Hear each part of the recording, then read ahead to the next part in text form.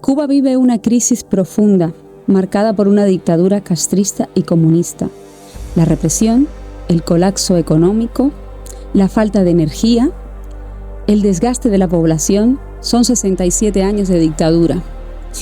Hoy queremos hablar justamente de esta dictadura cubana, de su impacto real en la vida de la población, de su dimensión internacional, de sus alianzas, potencias como China y Rusia, en el tablero internacional geopolítico y escenarios para el futuro de Cuba, escenarios posibles. Hoy tengo conmigo un invitado muy especial. Él se llama Saide Chalin Chong, creo que lo he dicho muy bien. Si no me equivoco, Saide. Y García. Y García. Eso es un gran punto. Saide es nacido en La Habana y ahora reside en Barcelona, la ciudad donde nos encontramos. Sí, en la maravillosa ciudad condal, la ciudad Barcino. Exacto. Como la llamaban los antiguos. Tendría muchas cosas que decir de ti, pero vamos a hacer brevemente. Tú eres activista a favor de la reunificación hispánica, lobista en el Parlamento Europeo, promotor de la Unión Hispanoamericana. Escribes o has escrito para el periódico cubano, El Catalán, El Debate y The Epoch Times. Ahora escribo para The Epoch Times. Exacto. Presidente de la Alianza Iberoamericana Europea contra el Comunismo. Y esto me lleva a la primera pregunta. ¿Has sido comunista alguna vez? No. Lo que pasa es que yo crecí en un contexto donde evidentemente estabas influenciado por el comunismo y por el socialismo. Recuerda que yo, aparte de todas estas cosas, soy músico y crecí en un ambiente donde me tocaba confraternizar constantemente con el comunismo, porque teníamos que ir a actuar para el dirigente tal, para los militares tal, no sé qué. Después ya cuando yo fui adolescente me metí en el área de la FARC, de las Fuerzas Armadas, del Palacio de los Pioneros, y ahí también pues interactuaba con militares, tocábamos para Raúl, tocábamos para Fidel, tocábamos para generales, no sé, entonces estaba, digamos, en ese ambiente, que es un ambiente de privilegio, ¿vale? Estamos hablando de la Cuba de los años 90, donde el hambre acampaba a sus anchas.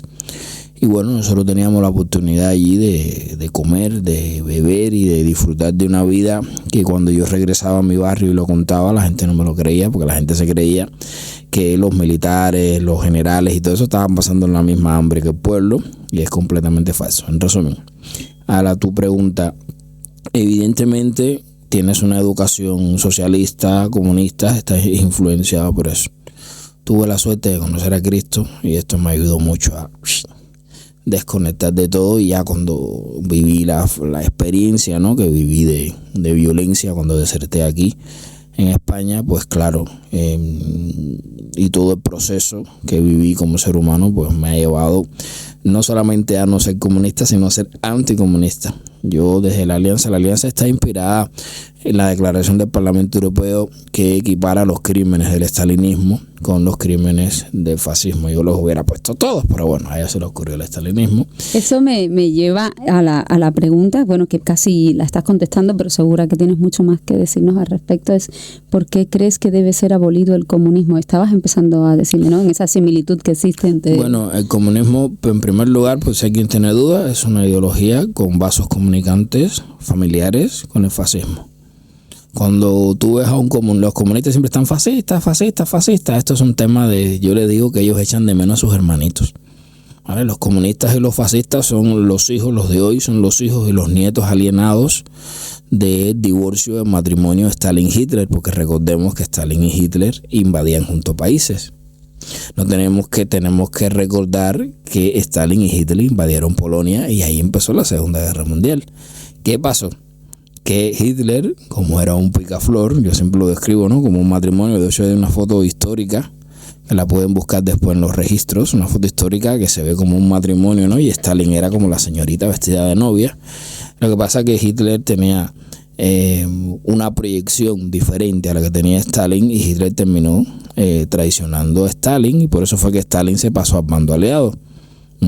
Por eso es que algunos comunistas dicen que la Segunda Guerra Mundial la ganaron los comunistas. No, fue el precio que pagó Stalin por haber traicionado a Occidente, donde pusieron la carne de cañón, que fue terrible porque mandaron hasta niños a la guerra, y ellos dicen que la Unión Soviética ganó la Segunda Guerra Mundial. Mentira, porque fueron los aliados los que pusieron el dinero, los que pusieron las armas, y ellos pusieron la carne de cañón. Saide, pero ¿cuáles son tus fuentes? Porque esto es muy, muy distinta a la historia que nos han narrado, por ejemplo, en las escuelas cubanas, ¿no? Bueno, la historia de Cuba es un trauma total, mejor no mirarla, ¿sabes? Yo creo que lo único cierto en la historia de Cuba, fíjate qué curioso, es en el breve relato de las casas, en el breve relato de las Indias, del padre de las casas, hay una historia que tampoco estamos bien seguros si es verdad, que ahí es cuando nos inoculan el anticristianismo desde pequeño. Tú tienes que haber vivido esa historia. El anticristianismo, el nacionalismo y el antihispanismo, que es la historia del indio Atuey. Total, donde el indio Atuey dice, si los españoles van al cielo, yo no voy con ellos, no sé qué, por aquí, por allá, toda esa historia. Y claro, son temas realmente bien complejos, uno tiene que investigar muchísimo. Hoy en día, gracias a los teléfonos, a los smartphones y todo eso, y hay mucha literatura que está libre de derechos en internet, que puedes leer, y libros y documentales y cosas, y te vas haciendo un marco, ¿no?, de la historia, porque lamentablemente la historia a veces sufre procesos de manipulación política, ¿sabes? El que gana cuenta la historia a su manera, y no debería ser así. Y mis fuentes son diversas, literaturas, testimonios, investigaciones, etcétera. Saide, antes, no quiero pasar por alto, comentaste que habías sufrido violencia por parte del aparato represivo del comunismo. ¿Eso te ocurrió aquí en España o comenzó desde Cuba? Cuéntame un poco esta experiencia. Bueno, todos los cubanos tenemos lo que llaman la indefensión aprendida. Todos los cubanos, todos, absolutamente todos, incluso los hijos de la nomenclatura, todos somos víctimas. Eso para empezar.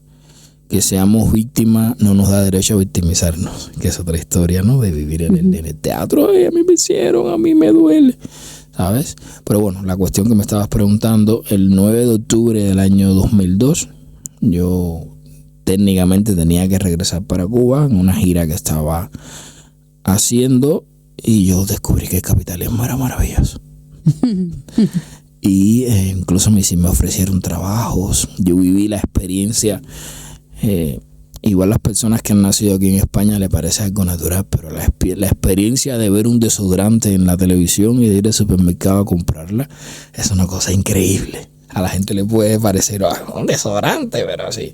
Yo te estoy hablando del lugar donde yo no tenía desodorante y me tenía que hacer como un mejunje de alcohol y bicarbonato para las axilas. Y no me acordaba de eso, pero es verdad. Sí. O aquel desodorantico azul que se te hacían golondrinos y todas esas cosas. Y éramos adolescentes apestosos. Entonces yo llegué aquí y dije, oh, increíble. Me acuerdo que era un desodorante de la marca, de una marca que empieza con R, para no hacer propaganda, si quieren que la nombremos, que nos paguen, ¿no?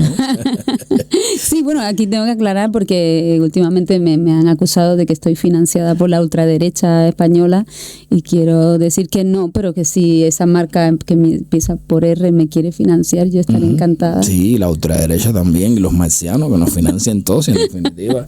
Mira, el hispano tiene un conflicto muy grande. Eso es una cosa que viene de la dicotomía. Hay un momento en la historia de la Iglesia Católica con un rompimiento. Bueno, en la Iglesia Católica han habido dos rompimientos importantes. Primero fue la separación de la Iglesia Occidental y la Iglesia Oriental, ¿vale?, que es lo que conocemos como ortodoxos. Y la segunda separación, que la provocó un individuo que se llamaba Lutero.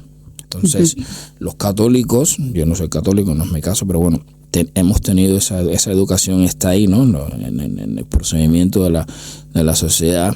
Tienen como un cierto conflicto con lo que es la riqueza y este tipo de cosas que no tienen los protestantes. Y de ahí vienen todos estos señalamientos. Si te paga la ultraderecha, los marcianos o la marca con R, ¿qué más da? Tenemos que financiar nuestro podcast, no vivimos al aire, que es una cosa... Es un pensamiento también muy comunista, ¿no? Claro, y también es indecoroso cobrar por tu trabajo. Se mezcla la doctrina social de la iglesia a veces con el comunismo, y la línea es tan difusa, ¿vale? De ahí vienen los llamados demócratas cristianos, se mezcla y entonces no sabes dónde está la línea, ¿no? que lo separa, pero no es nada malo que te financie la ultraderecha, faltaría más. Es más, a los amigos de la ultraderecha, que no sé qué es eso, porque en España no hay ultraderecha. Yo es que tampoco, bueno, por eso me quedo así como diciendo, pero es un ente, o sea, realmente, bueno, no sé, realmente yo creo que ahora eso está muy viciado, porque es como cualquiera que disiente y que está financiado. Está financiado, y cualquiera que disiente es de la ultraderecha. Fíjate, yo digo, pero curioso. ¿Quiénes son estos? Fíjate qué curioso, porque vivimos, mira, en el Reino Unido existe una organización, y ahora me van a llamar teórico de la conspiración, que se llama la Sociedad Fabiana, ¿vale? El mundo completo, después de la caída del Imperio Español y que vinieron las repúblicas, después de la Revolución Francesa y todas estas cosas, el mundo entero, en general, es un mundo regido por ideologías socialistas, ¿vale? Okay. Entonces, ellos son los que financian a todo su aparato propagandístico, y entonces, claro, eso es de primero de propaganda, ¿no? El financiado es él, la ultraderecha, no sé qué, no sé cuánto. Aquí en España no hay ultraderecha. Bueno, nos quedamos más tranquilos. No obstante, Zaide, para no irnos, porque sí. De verdad que es una maravilla conversar con Zaide. Yo estoy súper a gusto contigo aquí conversando, y te agradezco mucho que me dediques este tiempo. Pero discúlpame, antes te vi como mofarte un poco de uy, yo soy... No, pero realmente me interesa, y creo que a muchas personas nos interesa esta anécdota esta experiencia que estabas comentando. La experiencia, es verdad que no la conté, porque me puse a hablar de la marca con R y nos fuimos. Entonces, ¿has sufrido violencia por parte? El 9 de octubre del año 2002, para ser concretamente, yo sufrí la violencia. Tengo la posibilidad de arreglarme la boca y no me la arreglo. Perdí muelas de aquellas llaves de no sé qué eran, si de judo o de karate que me hicieron cuando yo intenté desertar de la delegación con la que yo viajaba, donde nos tenían un control bastante estricto, nos habían retenido los pasaportes, en fin, todo ese tipo de cosas. Pero yo descubrí que yo quería ser libre, y yo quería seguir disfrutando de todas las propagandas que saliesen en la televisión, o los anuncios, mejor dicho, con la marca R, comprármelos todos, y quería comer carne, y quería viajar, y quería conocer, y quería amar, y quería ser feliz, ¿sabes? Porque en Cuba no eres feliz. En Cuba probablemente puedes amar y esas cosas, pero no es lo mismo. Es como el amor en los tiempos del cólera. Entonces, sí, efectivamente sufrí una paliza bastante...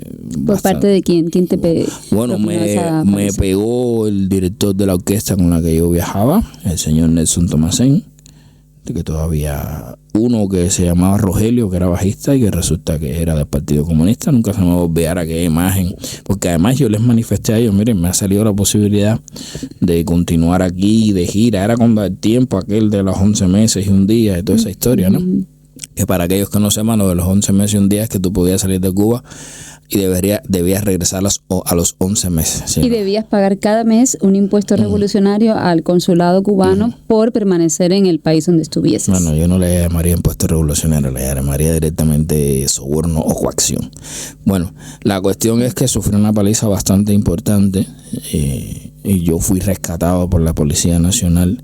Si el Policía Nacional que me salvó la vida ve este programa, por favor, me gustaría reencontrarme con usted. Hace más de 20 años que estoy tratando de encontrarle, pero me imagino que incidentes violentos la policía se encuentra mucho. De hecho, hace unos días, no me di cuenta, tenía que viajar desde Madrid a Bruselas, y entré casualmente desde Madrid, entré en la terminal y lo comentaba, ¿no? Por WhatsApp.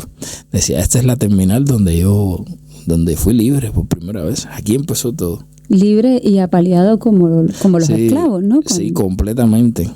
Bueno, que va, como los esclavos no, mucho más. Yo tenía la cara hinchada, la cabeza. Los policías incluso me dijeron, si en algún momento te encuentras mal, pues vete al médico porque tienes muy mala pinta. Zaide, partiendo de esta experiencia terrible, que ahora es increíble cuando alguien ha tenido una experiencia traumática y pasa el tiempo, lo puede narrar incluso desde la comicidad, pero realmente es duro esta declaración, ¿no? ¿Cuál, según tú, sería el núcleo del poder de la dictadura cubana? ¿El Partido Comunista, las Fuerzas Armadas, la contrainteligencia, la economía estatal? ¿Hay algo más por nombrar? El poder en Cuba son los Castro. Ya está. no hay más nada. A partir de ellos se estructura todo. Ellos son los que controlan, los que deciden, los que... El otro día yo conversaba con mi hija, le trataba de explicar, le mostraba una ley cubana y le decía, hija, léete esta ley. Y le dije, ¿qué has interpretado de la ley? Estoy hablando de la ley de familia que el señor Cuesta Morúa y la señora Larriná y Carolina Barreiro y toda esta gente defendieron la ley de familia del Partido Comunista. Y yo le dije a mi hija mía, ¿qué significa esto que dice aquí? Dice, bueno, papi, yo entiendo que aquí lo que dice es que mi hijo no es mío, que es del Estado. Hasta ese punto llega el control de la familia Castro en un ente que se llama el Partido Comunista de Cuba, en el control de las familias y en el control de todas las personas. Todas las personas, absolutamente todas las personas, son propiedad de los Castros. Y especialmente que eso siempre fue, eso ya se ejecutaba, siempre fue una excepción de ellos, pero como ellos tienen sus pactos con los globalistas y todas estas cosas, pues ahora les ha encantado poner en esta ilegítima constitución, la de 2019, y en el llamado Código de Familia, eso dentro de esa ley siniestra, metieron el gol de que todos los niños que nacen en Cuba, a partir del momento que ven la luz, ya son propiedad del Partido Comunista, y los niños tienen que ser educados bajo los valores revolucionarios. Si tú educas a tu hijo en valores cristianos, en otros valores que no sean los de ellos, tú corres el riesgo de perder la patria potestad de tus hijos. Bueno, no obstante, de esto quizás luego se habrá registrado en una ley, ¿no? Sí, es una ley. Pero una ley. Realmente esto lo sentíamos todos. Yo recuerdo cuando estaba viviendo en Cuba, me podían sacar del colegio sin la autorización de mis padres, meterme en un autocar y llevarme a hacer un mitin de repudio a una plaza a hacer actos políticos. O sea, no necesitan la autorización de la familia para secuestrar a los niños. Pero ahora es ley. ¿Por qué cuesta tanto llamar a Cuba por su nombre como una dictadura? Bueno, hay que tener en cuenta, Cuba tiene un significado para el perroflautismo importante. ¿Perroflautismo? ¿Qué quiere decir? Sí. Bueno, el perroflautismo es un estilo de vida aquí que es un término que se utiliza aquí en España, muy hippie, muy comunista, muy no voy a decir libertino porque libertino es otra cosa, pero muy socialista, muy comunistoide, muy de apropiarte de la propiedad privada, ese tipo de cosas. Entonces, pero no logro, perdóname porque insista en esto, pero siempre me ha llamado la atención, no logro visualizar qué tiene que ver un perro con una flauta, o que, no sé, pero bueno, porque había unos personajes de estos que eran como nómadas, que siempre llevan un perrito y están tocando la flauta.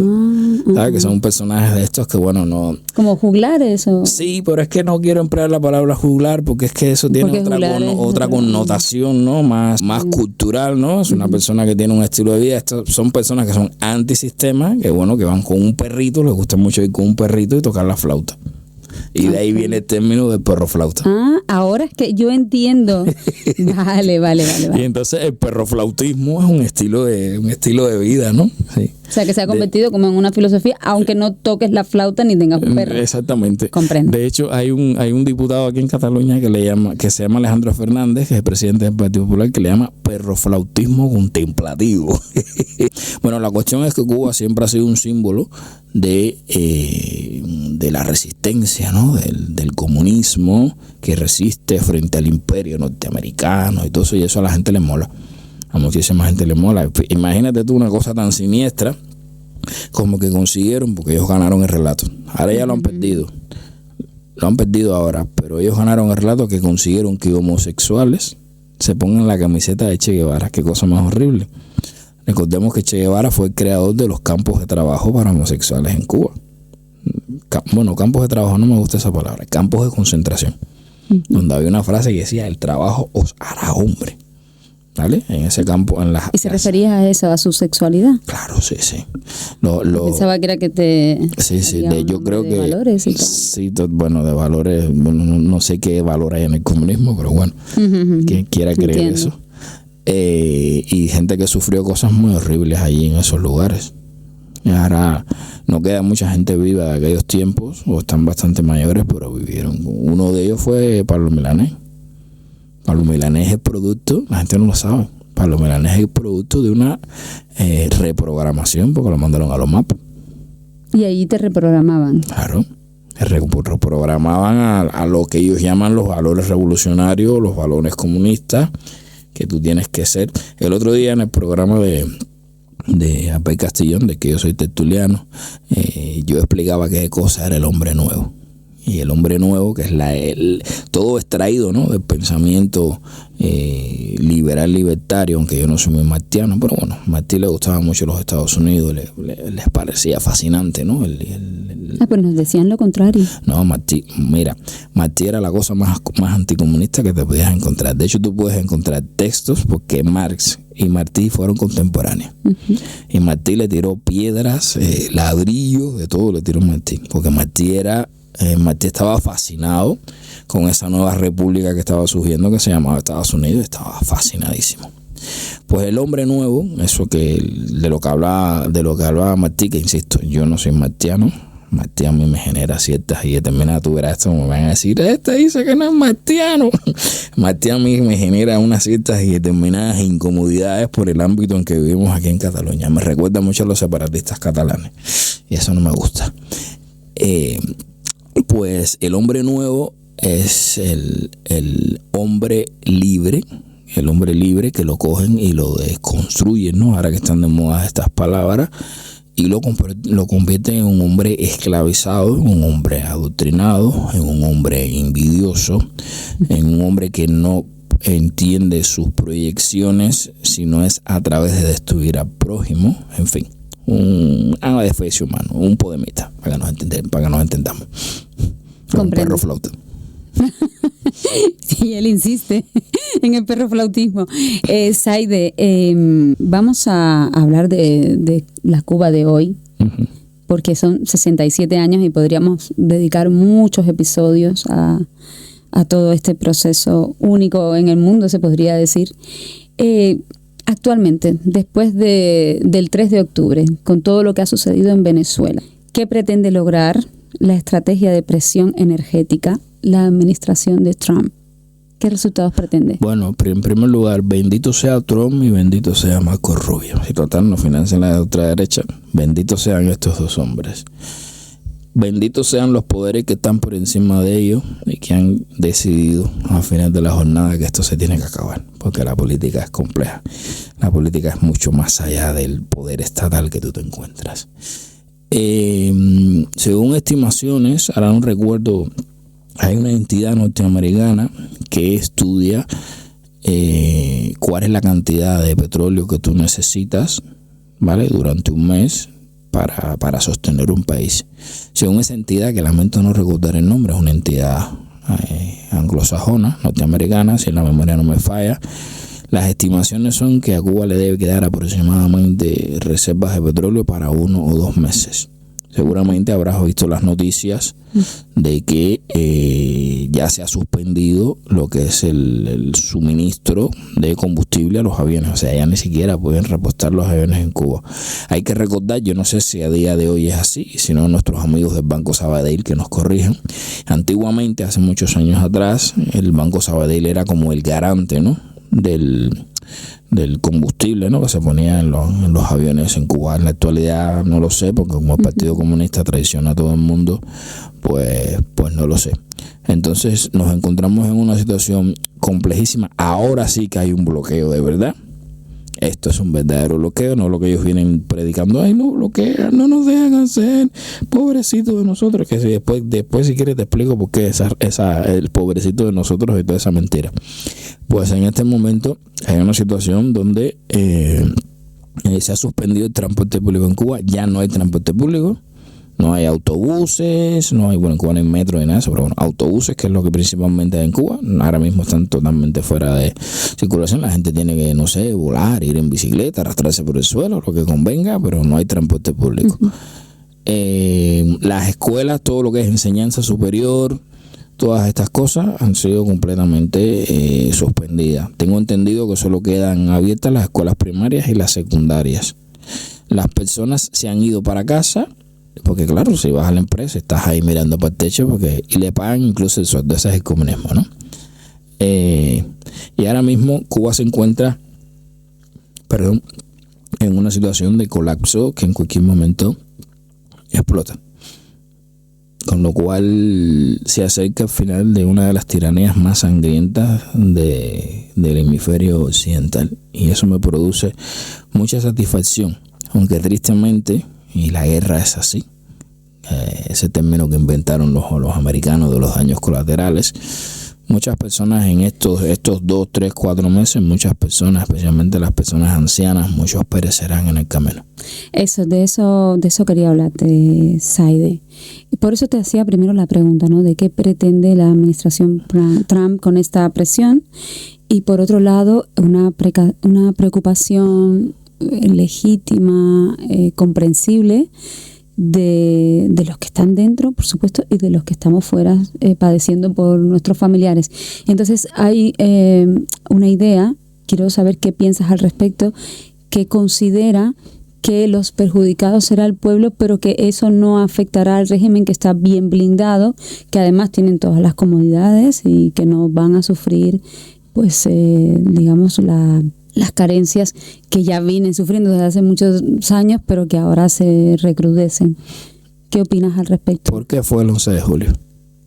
El 11 de julio fue porque la gente estaba hasta la coronilla, como se dice en buen cubano. 11 de julio, que fue una manifestación que no había ocurrido antes en Cuba, masiva por toda la isla, que además hay muchos presos actualmente. El 11 de julio de 2021, los cubanos se hartaron de pasar hambre, de pasar necesidad. De hecho, tenemos aquí en Barcelona viviendo a un héroe del 11 de julio. Este hombre lo balearon. Lo dispararon. Le hicimos la intervención aquí.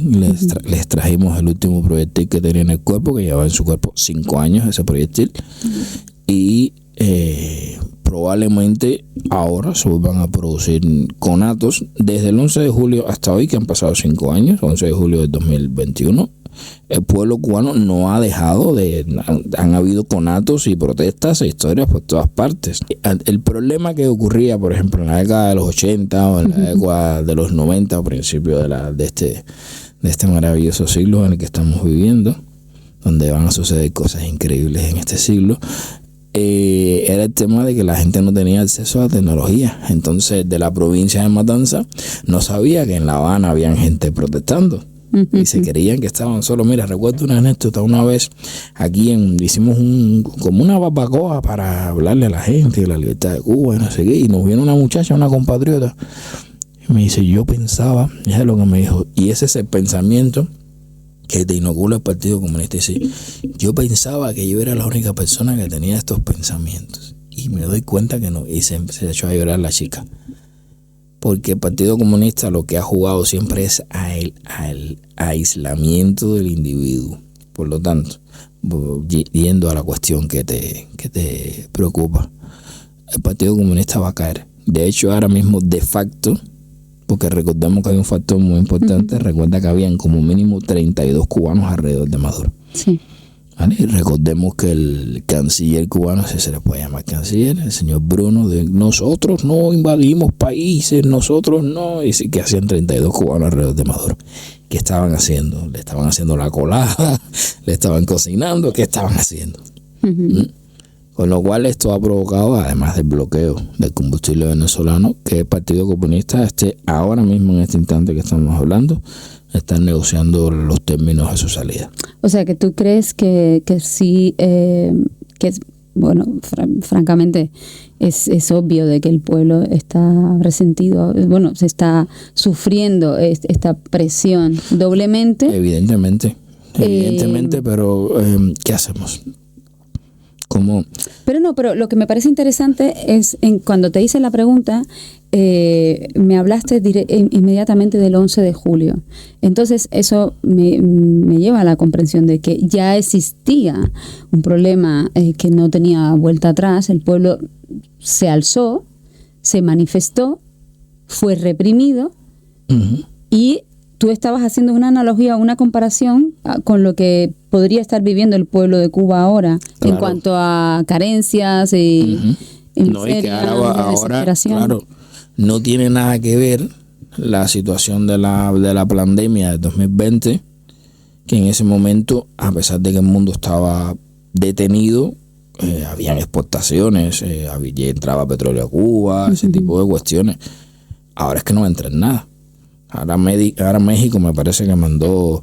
es que claro, la gente a veces no se da cuenta que esos son regalitos para los Castro. Dicen, yo qué sé, por ejemplo, el Partido Comunista Chino le regaló $6 millones. Dicen, hoy le regalaron $6 millones. $6 millones en términos macros de un estado, a lo mejor es la electricidad de un día. Sí. ¿Sabes? El otro día yo estuve mirando, no me acuerdo, en internet, cuánto se gasta en electricidad en Barcelona al día. Una burrada de dinero. ¿Sabes? Entonces, claro... pero habría que blindar al menos, ¿no? La ayuda humanitaria. No, si la ayuda, mira, ni siquiera cuando hubo el primer bloqueo, porque existió un bloqueo. Cuando la crisis de los misiles, que si algunas personas no saben qué ocurrió, a la Unión Soviética se le ocurrió la maravillosa idea de poner unos misiles nucleares en Cuba. ¿Sabes? Que es como poner unos misiles, yo que sé, en la provincia de Tarragona, que está aquí al lado. Apuntando a la provincia de Barcelona. Dice, pero hermano, ¿por qué? ¿Vale? Eso provocó una crisis mundial, casi esta era la Tercera Guerra Mundial.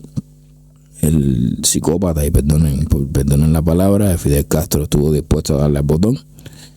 ¿Sabes? Pero bueno, finalmente fue controlado, ¿no? Por la potencia de la Unión Soviética que existía en aquel momento, y en aquel momento que Cuba estaba completamente rodeada de barcos, todo lo que eran barcos de alimentos y todas esas cosas pasaban. Lo que es la alimentación no va a dejar de entrar en Cuba.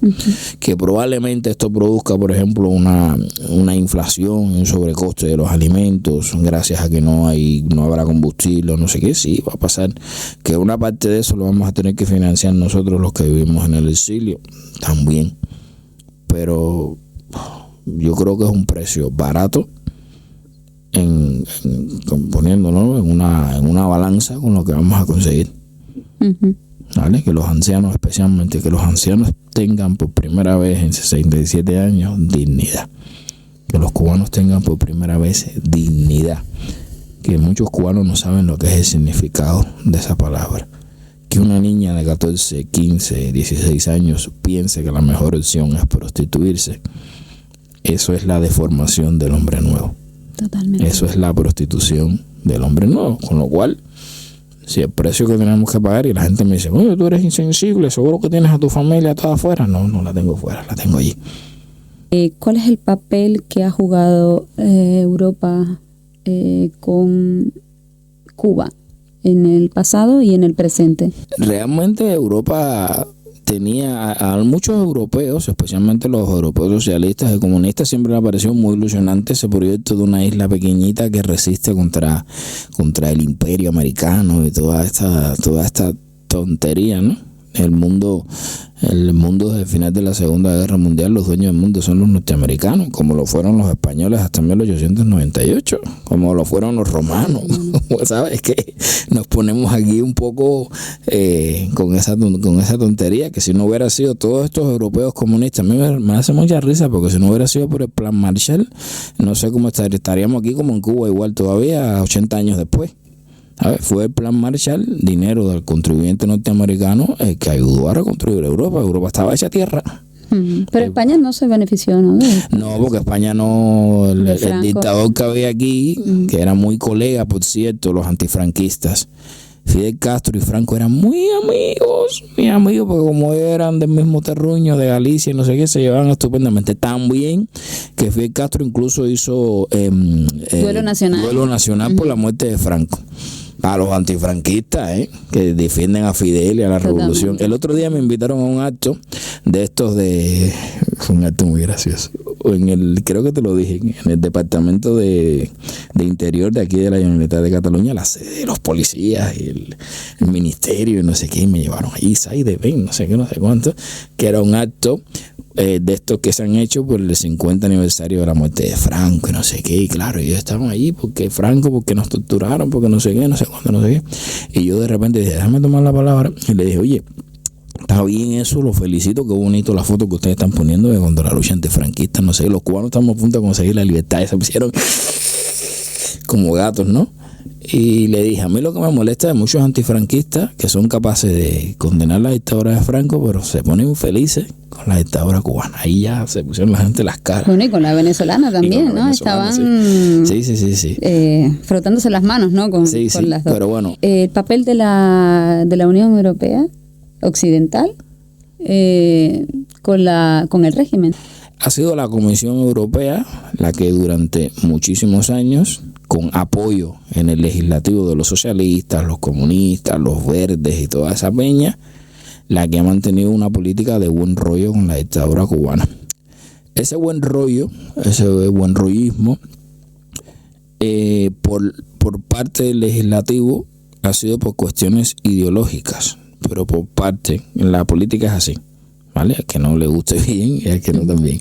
Pero por parte de la Comisión Europea yo no creo que tenga tantos intereses políticos como intereses comerciales, ¿vale? Ellos lo que pretendían era mantener el pie dentro de Cuba, las distintas empresas españolas y europeas que hay en Cuba, para que cuando aquello se cayera, que se va a caer ahora, ellos sean los primeros.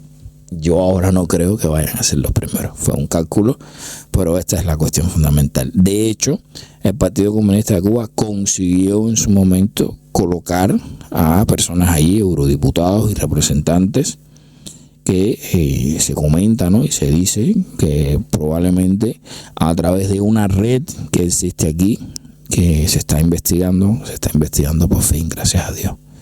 Una red de organizaciones, de asociaciones y entidades de lo que llaman el poder blando, que se han dedicado durante años a robar dinero público, no solamente español, sino de distintos países de Europa, con la supuesta pátina, ¿no? ¿Quién está haciendo esa investigación? Perdóname, no puedo contarte, pero se está investigando. Pero bueno, puedo decir que lo están investigando. Ya da igual que pasen los papeles por la destructora de documentos. Ya lo saben todo. El negro hizo la tarea. Pues bien, la cuestión es que había toda una red de entidades que se han dedicado durante muchísimos años no solamente a robar ese dinero público, sino a trabajar en la subversión y la destrucción no solamente del Estado español, sino de distintos estados de Europa, donde hay personas con problemas identitarios y todo este tipo de temas. Interesante, porque es que ellos también analizan muy bien el perfil, ¿no? Del tipo de persona o las vivencias que han tenido para entrar por allí, ¿no? Exactamente. Hay una portada de ABC que se la recomiendo, donde se ve el separatismo catalán, los CDR, que qué coincidencia que se llamaban CDR. Igual, yo me asusté. No se llaman igual, todavía existen. Donde ahí se denuncia, de eso que se denunció ahí, los nombrados. A mí el periódico ABC hubiera hecho un artículo así y ya yo no tendría que trabajar nunca más en mi vida, porque ABC me hubiese pagado la vida de la demanda que lo hubiera puesto. Sin embargo, ellos no hicieron absolutamente nada. Cuéntame.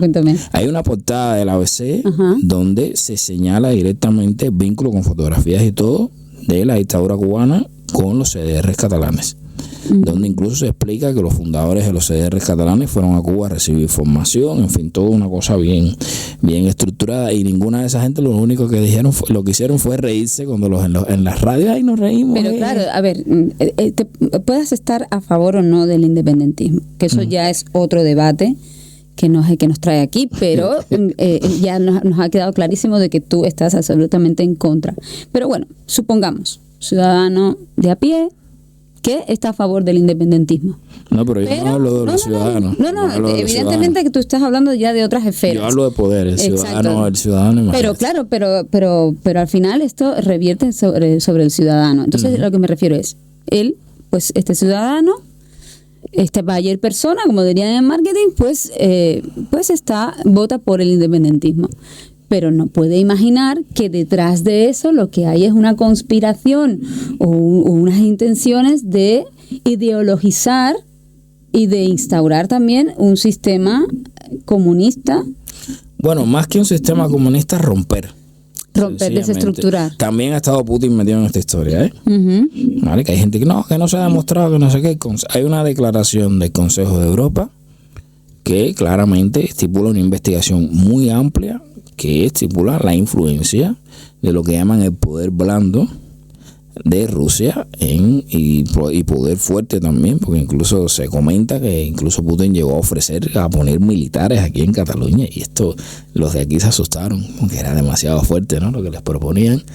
Pero el intento de desestabilizar Europa, el intento de desestabilizar Occidente, por eso yo trato de no ver el asunto. Yo entiendo que haya gente que no puede ver mucho más allá. La gente se centra en Cuba, pero es que yo dije, espérate, es que este tema de Cuba, ¿cómo puede ser que una islita, esto de que resisten, a mí no me acaba de cuadrar aquí? Y entonces empecé a ampliar y me fui encontrando cosas y cosas y cosas. Digo, espérate un momento. Tiene todo el sentido, además. Es que realmente es un paísito. Entonces, que... Claro, una islita ahí en medio del Caribe, no sé qué. Bueno, en una situación geográfica sí, no, eso es totalmente indiscutible. Por eso fue que Cristóbal Colón... Por cierto, ¿sabes que conocí al 20º descendiente de Cristóbal Colón? Estuve con él. Me comentaste, qué cosa tan increíble. Tengo la foto por ahí, le hice un artículo, no sé qué. Bueno, Cristóbal Colón dice, he aquí la tierra más hermosa que los humanos han visto. Después Cristóbal Colón tenía sus defectos, que Isabel la Católica lo funó, como se dice hoy en día, porque tenía inquietudes esclavistas y estas cosas, pero bueno, eso es parte de la historia. Por la cuestión es, cuando tú te pones a mirar, dices, pero no puede ser que un país tan destartalado, ¿cómo puede ser? Y entonces vamos a mirar los andamios, ¿vale? Y vamos a mirar dónde se sostienen los andamios, y es que te das cuenta que hay todo un interés, sobre todo por la posición geográfica, vamos a molestar a los americanos y esa muchachería. Qué pena que nos quede tan poquito tiempo, pero ya que ha salido Cristóbal Colón, vamos a hablar de la hispanidad. Sí, por supuesto, tienes aquí las puertas abiertas cuando quieras. Vamos a hablar porque, claro, tú, una de tus, digamos que de parte de tu activismo tiene que ver con la hispanidad, y me comentabas, ¿no?, de que era muy importante que nos reconciliáramos con lo que somos, con nuestra historia, y que esa podría ser parte del problema y de la solución de lo que ha pasado a Latinoamérica en general y a Hispanoamérica y dentro de ellos la islita de Cuba, ¿no? Bueno, vamos por partes. El concepto Latinoamérica es un concepto que se creó en un despacho, un concepto diplomático, de un señor que se apellidaba Chavalier, si la memoria no me falla, bajo una cosa que hubo en Francia, que era el gobierno de Napoleón III. ¿Vale?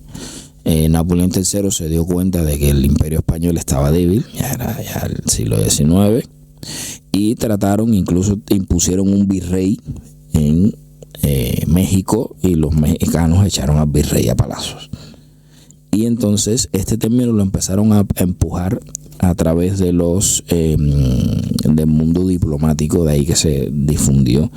Y luego los llamados libertadores como José Martí, etcétera, pues se fueron impulsando este tema. Nosotros no somos latinos porque nosotros no hablamos latín.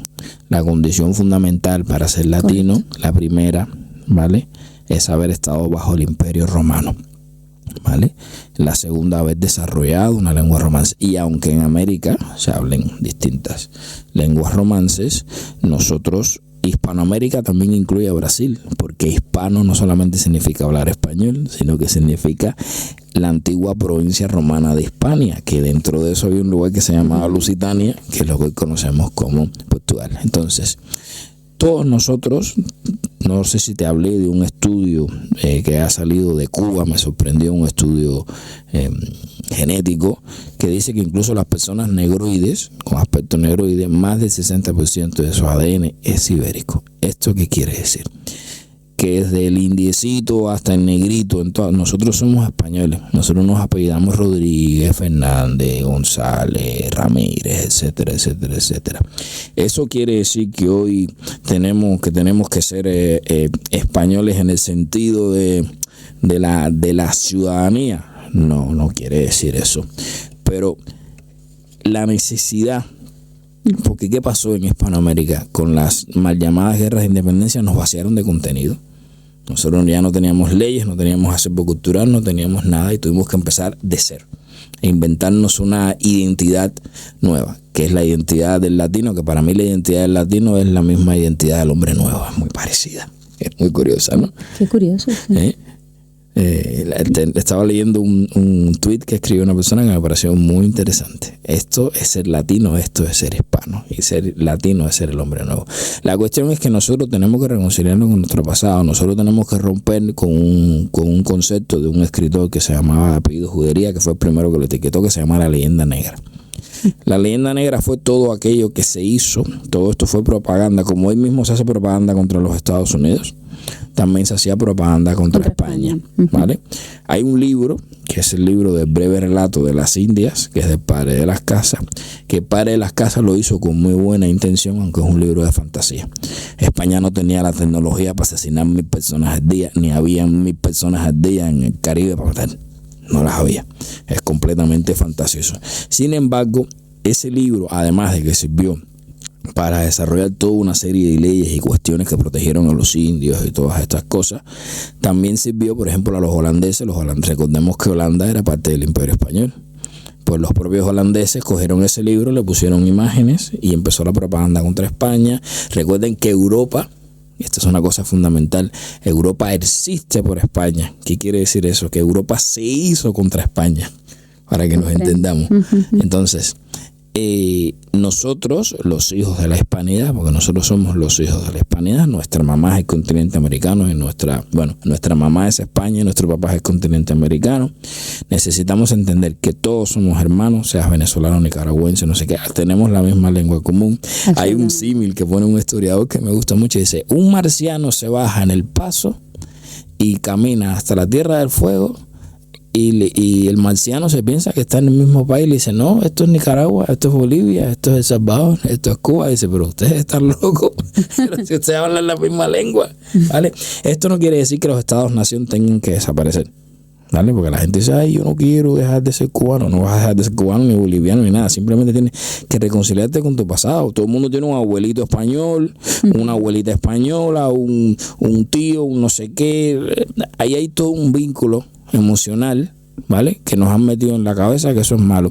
Tú no te puedes imaginar, eso es lo que le está pasando a España. Lo malo que tiene que ser para un país que te diga: eres un país de, tú eres descendiente de violadores, ladrones, asesinos, no sé qué. Eso te queda un mal rollo en la cabeza. Impresionante. De ahí viene el problema identitario que hay en algunos lugares de España. Digo, ¿cómo yo me voy a identificar con ser español si ser español es ser violador, asesino, saqueador, no sé qué, no sé qué? Cuando nosotros nos reconciliamos con nuestro pasado, podemos entender el presente, porque nosotros no sabemos de dónde vienen nuestros problemas. Nuestros problemas vienen de la construcción de una identidad nacional y una identidad nacionalista.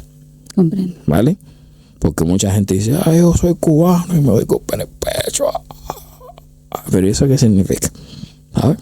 Y entonces me dicen: la guayabera. Le digo: la guayabera no es cubana, la guayabera es canaria. El 3 cubano, el 3 eso vino, los trajeron los españoles. Y empieza a decir las papas, no, las papas estaban hispanoamericanas, los caballos, el guajiro, eso vino de Canarias. Entonces nosotros tenemos que reconciliarlo con eso y verlo como algo bonito, porque eso fue, miren, la cosa más maravillosa que hizo España. Por eso te recomiendo ver la película, la primera de José Luis López Linares, que es la primera globalización. Fue la primera vez en la historia de la humanidad que se hizo una globalización. Fue la primera vez que se reflejó en un libro científico que la Tierra era redonda. Y eso lo hicieron los españoles. Los españoles ni eran brutos, ni eran analfabetos, ni atrasados, ni ninguna de esas cosas que decían, ¿vale? Eran lo que es hoy los Estados Unidos. Y por supuesto, cuando hay un imperio, pues otros tratan de derribarlo. Entonces necesitamos entender nuestro pasado, necesitamos entender que la construcción de la identidad nacional, para separarnos de algo que no podemos ser, ahora es como que digan: no, yo soy rubio. ¿Cómo tú eres rubio? ¿Sabes? Tú no eres rubio. No, yo soy rubio, sí, tengo los ojos azules, deja que me autoidentifique como yo quiero. Está bien, tú puedes sentir lo que tú eres, pero tú no eres rubio de ojos azules. Tú eres un negroide mezclado. Pues eso es el hispanoamericano, ¿vale? Un individuo mezclado con españoles, con africanos, yo con chinos, con montones de cosas. Y eso lo hizo posible una cosa que se llama leyes de Burgos y otra cosa que se llama el edicto real, que permitió que los hombres y las mujeres españolas se pudieran casar con los indígenas y todas esas cosas. Y que prohibió la esclavitud, bueno, pero el mundo es complejo. Exacto, el mundo es complejo y ahora, porque está muy bien ir a nuestro pasado y de dónde venimos y quiénes somos para entender nuestro presente. Y ahora, de verdad que sería para otro podcast, nos quedan 5 minutos. Sé que Saide tiene mucho que decir al respecto y lo voy a dejar también para que comenten y luego en el próximo podcast hablemos al respecto. Pero quería cerrar esto con un tema de actualidad absoluta y es las diferencias que hay entre amnistía, indulto, excarcelación condicionada, implicaciones de una amnistía real sobre Venezuela y Cuba. Y todo esto en 5 minutos, Saide, tienes que decir, además, 3 escenarios posibles para el futuro de Cuba. Y con esto... Bien, un indulto es cuando tú eres condenado por un delito y, por ejemplo, esa condena implica prisión, ¿vale? Entonces, cuando tú eres indultado, la pena de prisión se te quita, pero el antecedente penal que tú tienes y la pena que se te impuso no se te borra, ¿ok? Una amnistía quiere decir que tú, a cero, todo lo que tú supuestamente hiciste queda a cero. ¿Por qué abro el entre comillas? Porque los delitos, los supuestos delitos por los que son juzgados los presos políticos en Venezuela y en Cuba no son delitos. Bueno, eran delitos aquí en la dictadura de Franco. Son delitos ideológicos de persecución del pensamiento y de la libertad. ¿Qué pasa cuando un Estado dicta una norma de amnistía? Y hace pocos días atrás vimos a esta señora que se llama Delcy Rodríguez, que Delcy Rodríguez, aunque a usted le parezca extraño, va a ser el puente hacia la libertad de Venezuela, porque así se ha decidido y así se ha impuesto. Cuando un Estado dictamina, y ya conversaremos, por eso nos opusimos muchísimas personas, porque eso en España no existe la ley de amnistía de España. En España no hay presos políticos, no se persigue a nadie por su pensamiento ni nada. Bueno, la cuestión es que cuando un Estado dictamina una ley de amnistía, ese Estado está reconociendo automáticamente que ha violado los derechos fundamentales de sus ciudadanos, por lo cual no tiene derecho a existir como Estado, y en ese momento se está quitando la vida. Eso pasó aquí cuando murió Franco. Cuando Franco murió, el gobierno de Franco dictaminó una ley de amnistía donde quedaron todas las personas que tenían delitos políticos libres. Lamentablemente ETA no entendió y siguió matando, pero esa es otra parte de la historia. El futuro de Cuba es un futuro, como dice Cayetana Álvarez de Toledo, que me gusta mucho esa frase, te la robo, Cayetana. El futuro de Cuba es un futuro luminoso, de libertad, de pluripartidismo, de desarrollo, de progreso. No hay 23 escenarios. El único escenario es que el Partido Comunista va a ser ilegalizado, que esa dictadura que empezó oficialmente con una ley que se dictaminó el 7 de enero, ahí fue cuando empezó la dictadura cubana, el 7 de enero de 1959, la ley fundamental que vino a sustituir la Constitución de 1940 de facto. A partir de ese momento, todo lo que ha ocurrido hasta este instante que estamos hablando, o hasta dentro de un mes, o hasta dentro de un año, será ilegal y Cuba quedará libre. Por supuesto que no hay mal que 100 años dure, pero ¿cómo será? ¿Cómo ocurrirá esta libertad de Cuba? ¿Será a través de una intervención militar? No. ¿Los Castros abandonarán la isla? ¿Serán juzgados? ¿Qué pasará según lo que estamos mirando ahora, que es un escenario que no me gusta nada, pero a esta altura del cuento, que se vayan. Ellos están negociando su salida a países sin pagar nada y sin deber nada. La historia hispanoamericana nos dice que sin pagar nada, ¿no? En Argentina, en Chile, en diversos lugares se han abierto procesos judiciales después, a los 5 años, a los 10, con lo cual que se vayan, ya los cogeremos. Ellos lo que quieren es irse, llevarse todo lo suyo e irse sin pagar, que se vayan. Y la gente diciendo, Saide se ha vuelto blando, ¿no? Yo no me he vuelto blando, pero a esta altura del cuento ya. Que se vayan y después los cogeremos, como dice la canción de Gilberto Santa Rosa. No, yo la agarro bajando. De verdad es que ya Cuba y el pueblo cubano no aguanta más. Yo, como seguro muchos de los que nos están viendo, no dormimos por las noches esperando cada día desde que pasó lo de Venezuela que sea Cuba la siguiente en gozar de la libertad y de ver cómo se van esos esbirros y esos dictadores que tanto daño nos han hecho. Y con esto lo cerramos. Libertad para Cuba, libertad para el mundo. Y bueno, Abajo el comunismo, ¿no, Saiden? Totalmente abajo el comunismo, y los vamos a juzgar. No se piensen que no los vamos a juzgar. Porque no hay justicia sin libertad. O libertad sin justicia. Sí, y como dice la canción de Gilberto Santa Rosa, yo la agarro bajando. Gracias, Saiden. De verdad ha sido un enorme placer que podamos hablar aquí en libertad. Gracias.